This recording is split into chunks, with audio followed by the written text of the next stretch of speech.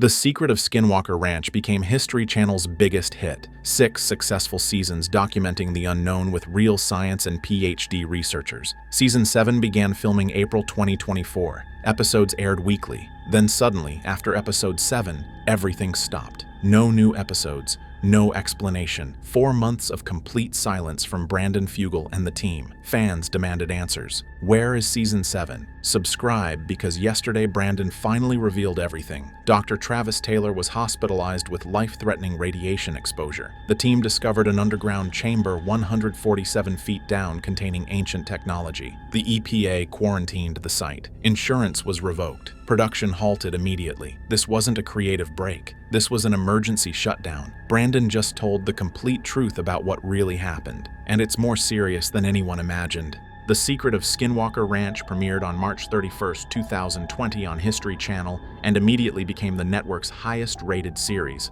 Brandon Frugal, a real estate billionaire from Utah, purchased the infamous 512-acre property in 2016 for $4.5 million.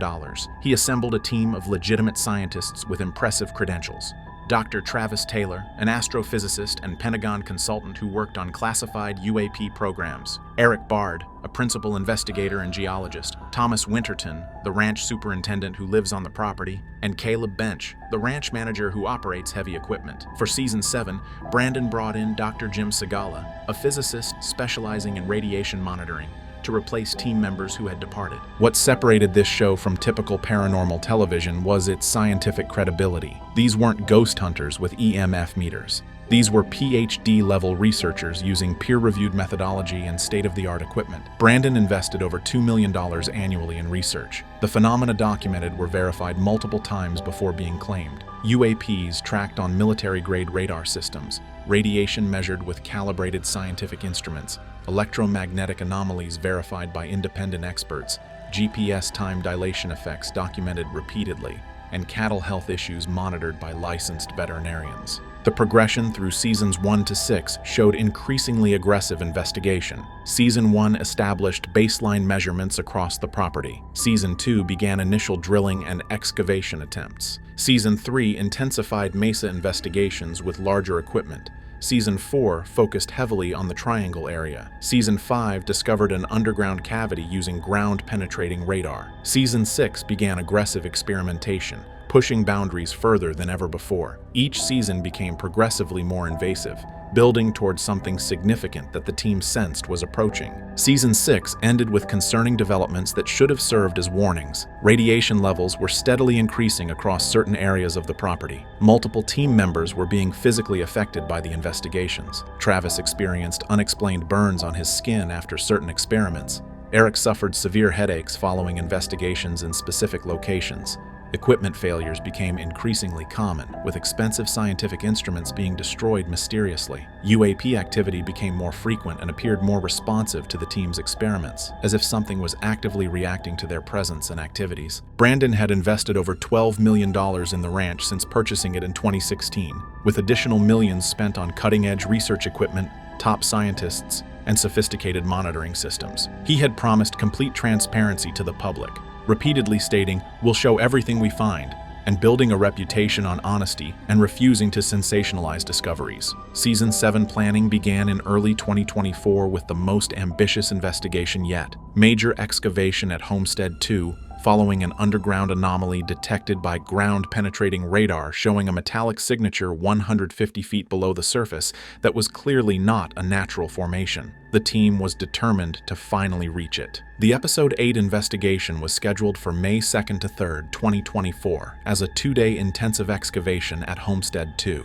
The team was following an electromagnetic anomaly detected 150 feet underground. Previous drilling attempts at this location had mysteriously failed with equipment breaking unexpectedly, but this time they brought a larger commercial drill rig and better equipment. Travis was determined, "We're reaching that anomaly this time." The full team assembled on site with Brandon Frugal supervising, Dr. Travis Taylor leading the scientific team, Eric Bard managing the excavation operation, Dr. Jim Segala monitoring radiation levels with specialized equipment, Thomas Winterton coordinating logistics, and Caleb Bench operating the heavy drilling machinery. The full camera crew documented everything. 12 people total were on site. Everyone wore radiation badges and safety protocols were thoroughly reviewed before beginning.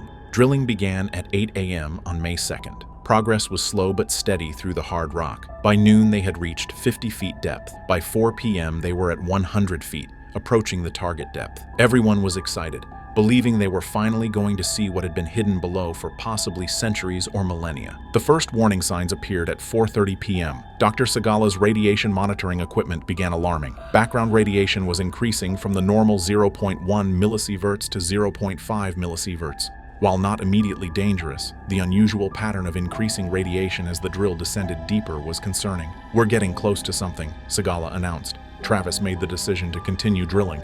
"We've come this far." At 5:47 p.m. at a depth of 147 feet, the drill suddenly hit void space and dropped through into a cavity below. The team's excitement was immediate. "We're through." But then multiple radiation alarms began screaming simultaneously. Dr. Segala's equipment was maxing out, showing readings of 50 millisieverts, then 100 millisieverts, then climbing rapidly past 500 millisieverts. Segala was yelling, "Everyone back now," as the team retreated from the drill site. Against Segala's urgent warnings, Travis insisted, "We need to see what's down there." He ordered a camera to be lowered into the drilled shaft using remote operation from a safe distance. The camera descended 147 feet down into the unknown cavity as Travis watched the monitor intently, then whispered, "Oh my God." The camera revealed a large underground chamber, approximately 40 feet across, with walls that appeared metallic rather than natural rock. The surfaces were smooth with geometric patterns covering them. A central object was visible in the chamber, glowing faintly, the clear source of the radiation. This was technology, not geology. Then, catastrophically, radiation levels suddenly doubled to over 1,000 millisieverts, an immediately life-threatening exposure level. Dr. Segala's equipment began failing from the intensity. He screamed, "Shut it down! Shut it down!" But Travis was frozen watching the screen, refusing to pull the camera. "We need to document this." Brandon intervened forcefully. "Travis, we're leaving now." At that moment, Travis suddenly stumbled, grabbing his head and saying, I can't see right." He fell to his knees. Eric caught him as Travis became semi-conscious. His radiation badge had turned completely black, indicating severe overexposure. "Get him to the truck," someone yelled. The emergency evacuation began immediately. Travis was immediately loaded into a vehicle with Eric driving frantically toward the highway to meet the ambulance. A 911 call was placed simultaneously. "Radiation exposure emergency. We have a man down." An ambulance was dispatched with a meeting point coordinated on the highway. The nearest hospital was 40 minutes away. During the drive, Travis was drifting in and out of consciousness. Eric was terrified, repeatedly saying, "Stay with me, Travis." Travis's symptoms en route were alarming and textbook acute radiation syndrome, severe headache, nausea with violent vomiting, vision problems with difficulty focusing, and confusion with disorientation. Eric documented every symptom for the medical team. Travis's radiation badge showed exposure exceeding 800 millisieverts, a potentially lethal dose that could cause permanent damage or death. They met the ambulance on the highway 25 minutes from the ranch. Paramedics immediately took over Travis's care, starting IV fluids and administering oxygen. His vital signs were concerning, with blood pressure dropping and heart rate dangerously elevated. The ambulance rushed to the hospital with Eric following closely behind in his vehicle. Hospital arrival occurred at 7:23 p.m. The emergency radiation protocol was activated immediately. Travis was taken directly to a specialized decontamination area. Blood work was rushed for complete cell count analysis. A radiation specialist was called in from Salt Lake City and would be flying in overnight. Travis was stable, but listed in critical condition. The diagnosis confirmed acute radiation syndrome. The estimated exposure was 750 to 850 millisieverts, which is significantly above the safe annual limit, but fortunately below the definitely lethal threshold. However, cell damage was highly likely. Long-term effects remained completely unknown at this stage. Travis required hospitalization for a minimum of 72 hours observation, though it could extend to weeks depending on his body's response. Brandon arrived at the hospital at 9 p.m., overwhelmed with guilt. "This is my responsibility," he kept saying. Travis was hired by Brandon, investigating Brandon's property, following Brandon's directives. "I put him in danger." Brandon made an immediate decision right there. "Production stops now. effective immediately. The rest of the team was also checked for radiation exposure. Eric Bard had received 150 millisieverts of exposure. Dr. Jim Segala measured 180 millisieverts. Both levels were above safe limits but not immediately life-threatening. They were hospitalized overnight for observation and released after 24 hours. The camera crew had minimal exposure since they were positioned further from the drill site and were all released the same night. Travis's wife Karen was called immediately and flew out from Alabama, where the family lives. Their children were informed that their father, a successful PhD scientist and Pentagon consultant, was now hospitalized from radiation exposure while investigating paranormal phenomena. The family began questioning everything about Travis's involvement with Skinwalker Ranch. The critical 72-hour observation period began. Cell counts were monitored every hour. Travis's white blood cell counts were dropping, indicating bone marrow damage from the radiation. Day 2 brought continued severe nausea. Day 3 showed slight improvement. Day 4 showed stabilization. Travis was finally released after 6 days in the hospital, but ongoing monitoring would be required for months or potentially years. The long-term prognosis included increased cancer risk elevated for his lifetime, possible fertility issues, and potential cognitive effects that wouldn't be known for months or years. The drill site remained a crisis after Travis's evacuation. The hole was still open to the underground cavity, with radiation continuing to emanate at over 500 millisieverts directly at the site, decreasing with distance but leaving the immediate area contaminated within a 50-foot radius. The camera equipment was still down the hole, too dangerous to retrieve. Brandon issued emergency orders. Seal it immediately. Concrete trucks were ordered and arrived within hours. The operation proceeded overnight to fill the entire 147-foot shaft with concrete, completely burying what they'd discovered. By morning, the site was sealed as if it had never happened. The EPA was notified as legally required for any radiation release. They arrived the next morning for full site assessment, taking soil samples and testing water throughout the property. Contamination was localized to the immediate drill area. The rest of the ranch was unaffected. However, EPA findings confirmed radiation levels and detected artificial isotopes, consistent with technology, not geological sources. "What did you find down there?" they asked. Brandon couldn't fully explain. The EPA established a quarantine zone with 100-foot radius from the sealed drill site, marking it with yellow caution tape and radiation warning signs. No entry was allowed for a minimum of 30 days until radiation decay could be measured. The ranch was partially closed for the first time in its history. The film crew was severely shaken. "Travis almost died," they kept saying. Several quit immediately, stating, "Not worth it." The remaining crew demanded better safety protocols or threatened to walk. Union involvement was mentioned. Thomas Winterton, who lives on the property with his family, was deeply concerned. "Is my family safe?" he asked. Radiation monitoring equipment was immediately installed at Homestead 1,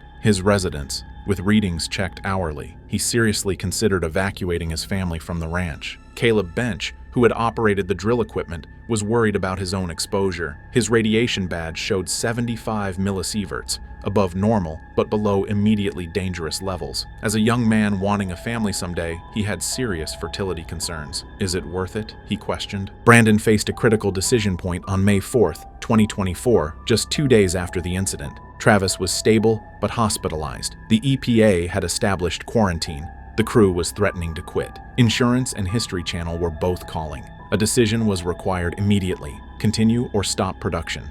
Brandon was required to report the incident to the insurance company within 24 hours. The report described radiation exposure injury triggering a workers' compensation claim as Travis began filing for medical coverage.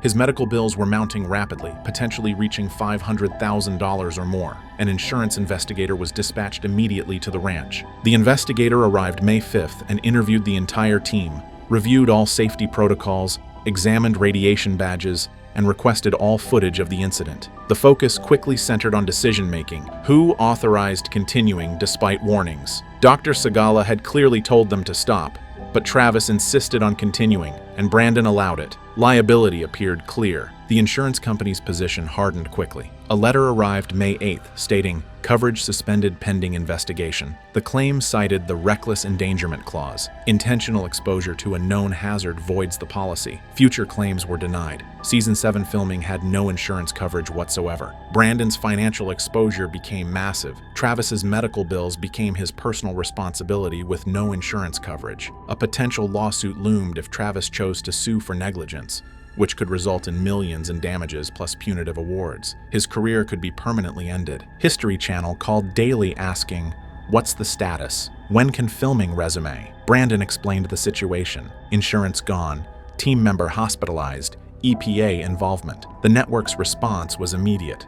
We need to pause production. Brandon hired attorneys for liability assessment. Their advice was blunt. You're extremely exposed legally. Potential charges included reckless endangerment, environmental violations, and OSHA violations of federal regulations. Stop all operations immediately, they advised. OSHA launched an investigation triggered by the hospitalization. An inspector arrived May 10th for workplace safety review, examining radiation monitoring protocols, emergency procedures, and medical response capabilities. Multiple violations were cited, resulting in $75,000 in fines. Travis filed a workers' compensation claim on May 12th for workplace injury from radiation exposure, including medical costs, lost wages, ongoing treatment needs, and potential disability. The claim totaled $2.3 million. Brandon was in an impossible position. Cannot obtain insurance, cannot film without insurance, History Channel won't allow uninsured production, legal exposure is massive, fines are mounting, Travis's claim is pending, and the crew is demanding safety improvements.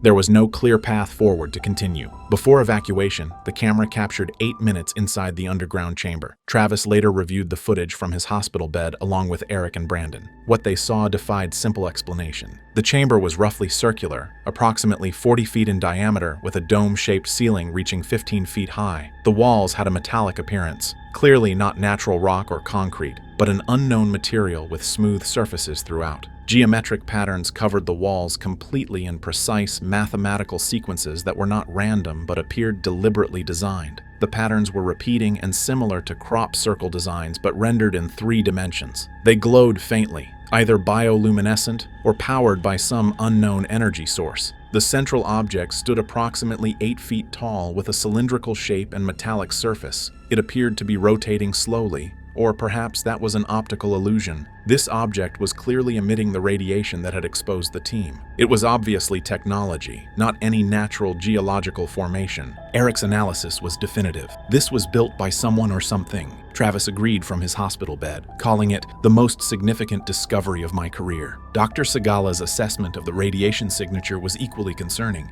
Not any known isotope we've ever measured. The age question remained unanswered. Soil layer analysis suggested the chamber had been there for centuries, possibly even millennia, predating modern human civilization. Who built it? When? Why? The purpose remained completely unknown. Most concerning was that it appeared to still be functioning after potentially thousands of years. The power source was unknown. The purpose was unknown. But it was actively operating and extremely dangerous. Had drilling activated it?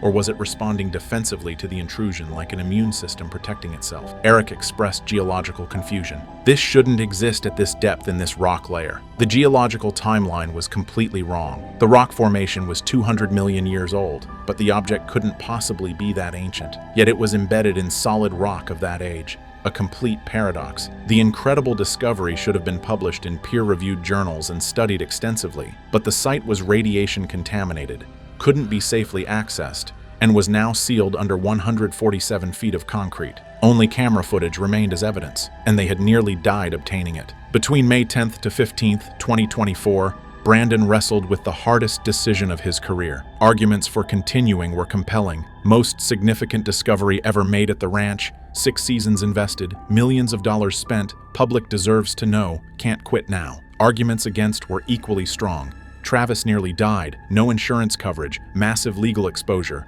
crew threatening to quit, EPA restrictions preventing access. A team meeting was held May 12th, with Travis joining via video call from his hospital bed. Brandon asked for honest opinions. Should we continue?